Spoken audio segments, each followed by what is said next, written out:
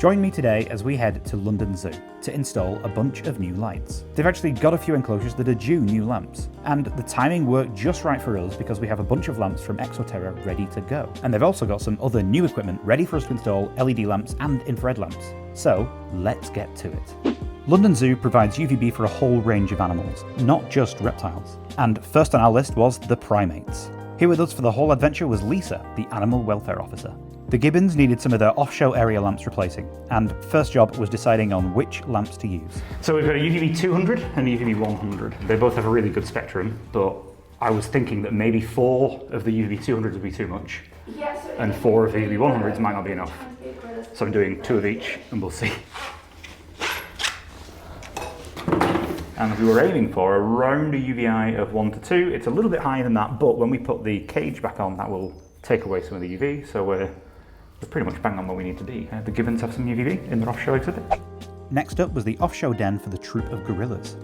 It was the start of the day and they were out enjoying themselves, so we had a chance to get inside and do some lighting work.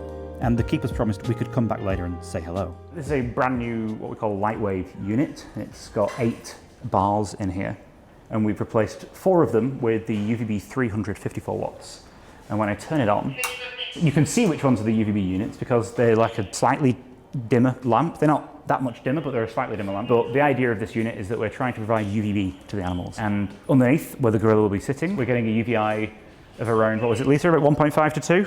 1.5 to 1.8. A Western gorilla is like a jungle animal, right? Deep jungle. So at that level, that's really good. So these lamps have the Synergy blend. And the Synergy blend, when we're developing it, we quoted it as the most sun-like spectrum of UVB and UVA2 that there is available.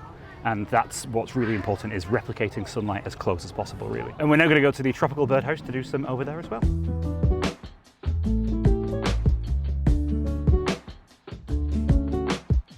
So we have a Socorro dove at the moment that's sat in the nest on a few eggs, and she's also just had, there's a chick up there. This was her first chick of the year, and hopefully we'll have a few more chicks from the eggs that she sat on. So really exciting stuff. Making welfare improvements for important conservation animals is super rewarding.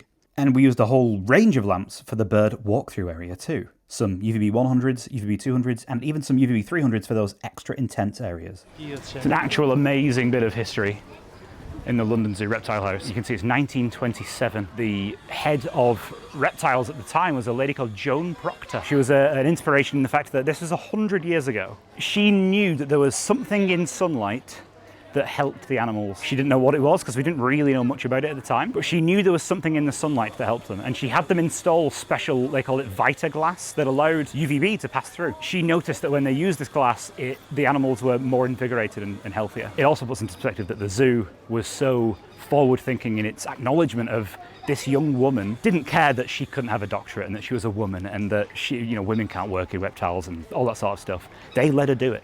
So it's a real forward-thinking attitude that pioneered animal keeping.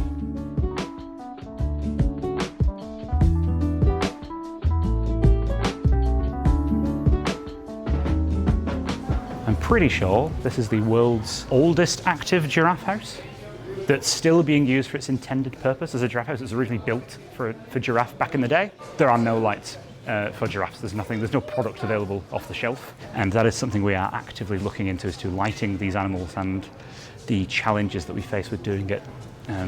So here comes one. That's Wilfie, isn't it? Yeah, this is Wilfred. Wilfred's the male. Our next stop was the burrowing owls. Both off-show and on-show lighting got a refresh. Working with lights ironically means I work in the dark a lot because we have to switch the power off. But when the power came back on, the owls would have some nice bright Exo Terra forest canopy LEDs for a boost of looks. That is now on. You want somewhere around 2 to 4. And they sit on here basically. So that's a nice reading for them there. And then we've also got the LEDs they're just plugging the plug on and then we can test that. But in terms of UVB, these guys now have an upgraded UVB system. And in the outdoor area, these African owls got some UVB 300s. These guys are going to get an upgrade to the intense basking spot. Slightly stronger beam on that lamp. That's in. Biosecurity is really important, so after a quick spritz of Safe 4, my favourite, we were onto the armadillos. Armadillos are essentially the reptile of the mammal world. They're really inquisitive. They really love sitting and basking. So providing them with nice high quality ultraviolet is really important. So we're going for the reptile UVB200 for these guys. So these guys had their UVB installed yesterday in the off-show den. They benefit from that access to that light just as much as humans do. We know there are many studies on the benefits of ultraviolet and humans. It applies the exact same to all animals, but primates being our closest relatives. And it's good these guys get access to that. They also get access to an outside area. The weather isn't perfect today, so I think they want to sit inside today. What is her name? Venus. She does go out and about a bit more than Juno, but that's mainly because Effie lets her, whereas Majuku keeps a stronger grip on Juno. She will go climbing, she does do stuff, but Majuku, Effie let Venus do stuff a lot earlier. Yeah, I mean, look at that. That is a personality, isn't it? After a quick catch-up with the gorillas, it was onto a huge multi-species enclosure with a whole range of animals, including redfoot tortoises and New World monkeys. New World monkeys have a really interesting colour perception where the males and females have a different colour perception to each other. So when we're thinking about lighting these animals, we have to think about how providing the actual true full visible spectrum, i.e. everything including ultraviolet, is really important. Some of the males can see it but not the others. The females can always see it. Each species is essentially different and it's insane. It really highlights that even in primates that we're very closely related to, there is this intrinsic need in terms of welfare for providing the light that we're providing. These guys have basically taken this unit away temporarily, and now we're putting it back in. And as we're putting it back in, we're going to fit the new Exo Terra T5 lamps into it. Nice bright LED up here as well, so it's shining down into this bright area. This area is humid, hot, sticky, perfect for redfoot tortoises. It's a tropical species of tortoise. They love it humid and moist and wet, and they dig into the leaf and the crud of the ground, and they really soak themselves. Yeah, we've got a little redfoot tortoise here coming over to see what we're doing. I think he probably wants some food, to be honest, but he looks like he's going to be interested in these new lights that we're installing for him. So these are the reptile UVB200s. These will be perfect for a tropical jungle species such as a redfoot tortoise. Once I was happy with the new upgraded light setup for the tortoises, I dried myself off and we moved outside to the ringtail lemurs. This is one of those species that it would be super easy to overlook, but they absolutely do bask if given the opportunity. The zoo has installed these basking platforms that are perfect for the super widespread that we get from a T5 terrarium top. So after a quick hello from the zoo's oldest lemur, we popped some in. We're in the Komodo dragon exhibit at the moment, and her name is Khaleesi, and she's just been taken off show so that we can come in. This enclosure is very hot, but also we're under a dedicated basking area, and there's 3 kilowatt worth of heat lamps going on here. And then we're sticking in the UVB300s, obviously, for this, because we need some quite high output. Under here it is ridiculously hot. Not really designed for a human, obviously. So we've got 2 4-bar units going here, so we've got essentially a load of UV coming down onto this.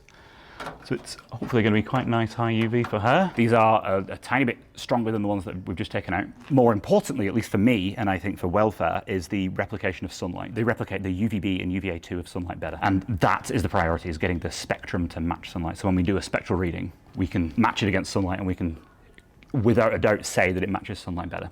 We are in the new reptile house, the Secret Life of Reptiles and Amphibians at London Zoo. And we've just come backstage. They've got this amazing water system where they've got this RO units and this filtration system and all this crazy misting stuff that is absolutely insane. And now we're going to be sticking some lights over some dart frogs that currently have some, but they're due a refresh, so we're going to do that. But it's cool to see this amazing work that goes into behind the scenes in a reptile house at a zoo level. So you can see there's lots of pipes and wires, but everything has been set up pretty meticulously to make sure that the animals get this high quality light and it's bright all the time. Yeah, it's a squidgy worm thing. They're called Sicilians. These guys, right, so we've got an aquatic Sicilian here. These guys have live offspring. No way. Some lay eggs, some got a special teeth and they'll scrape basically skin off their mother and they'll eat the liquid rich skin and they have like in a nesting chamber together. A fossorial animal basking under UV, which just puts into some perspective for you that maybe providing UV to those nocturnal fossorial animals, maybe it does do something, and that's now basking under sun. And we're going to go into here soon with the king cobras. They have a really good system where they have a shutter built in. You can get the king cobra to go to that side of the enclosure, drop the shutter, and then come and work in this section, and then do the vice versa to work in the opposite section. They have a whole purpose-built sprinkler system that has reverse osmosis water, and then it also kind of back implements mineralized water into it to kind of get the perfect mix for every enclosure. They really went all out on this new reptile house. It's pretty, it's impressive. We're going to move into this side, and then they're going to drop the shutter so that we can get in here without the worry of him. And now you can totally still see him through that window, but it just means we can get in the enclosure. After climbing through a hole not designed for me, I mapped out the UVI in the enclosure before we swapped the lighting over to the new Exo Terra T5s. King cobras come from Asia, and they bask out in open sunlight in the wild. So hitting that high UVI and meeting welfare goals can certainly be a challenge. But every challenge is an opportunity, and we took it in our stride. And so did the cobra by the looks of it. And after doing a few of the reptiles, it is now coming towards the end of this video. So you're gonna have to come back and watch the next part. Huge shout out obviously to Exo Terra and of course to London Zoo for having us and putting welfare at the forefront of everything they do. So thank you again for watching obviously, and I will see you when I see you.